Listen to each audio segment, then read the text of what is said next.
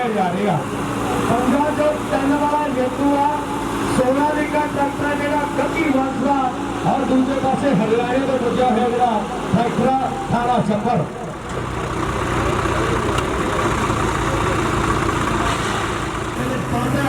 महंगे मोटा करे मोटरसाइकिल मुफ्त के बच्चा करे ये गल कि चाचा का विषा बानी है पर मैनू लगता एक पास गड्डी गड्डी दूसरे पास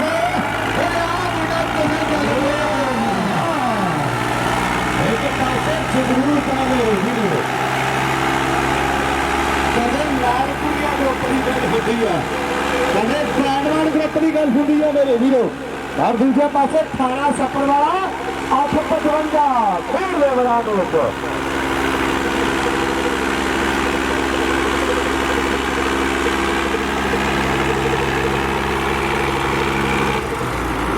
भाई गड्ढे ध्यान देना पैना वो भी आए होते कि जो तेरे चाचे लगते ने ना वो भी आए होते मैनू लगता किनारे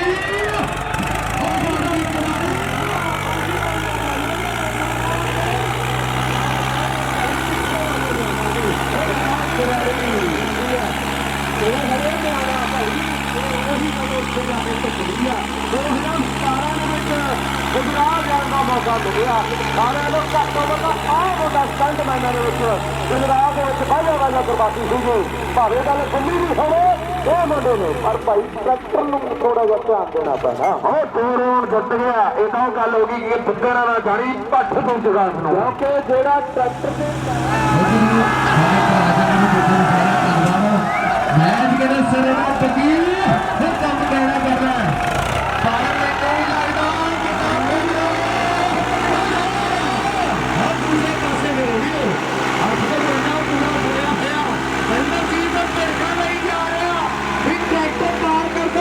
सारे समय की गल हो रही है इंद्रजीत का ट्रैक्टर भी झोटा बड़ा कमाल का ट्रैक्टर मिल रही है और दूसरे पास ज्यादा देख रहे हैं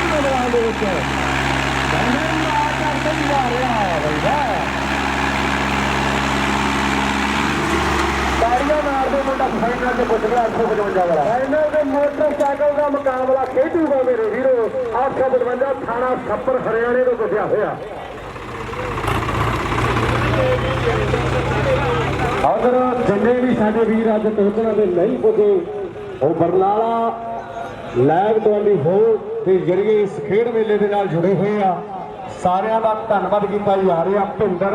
ਗਿੱਲ ਧਾਂਦਰਾ ਨਾਲ ਜਗੂਬ ਮੋਟਾ ਪੱਟੀ ਬਾਗੜੀ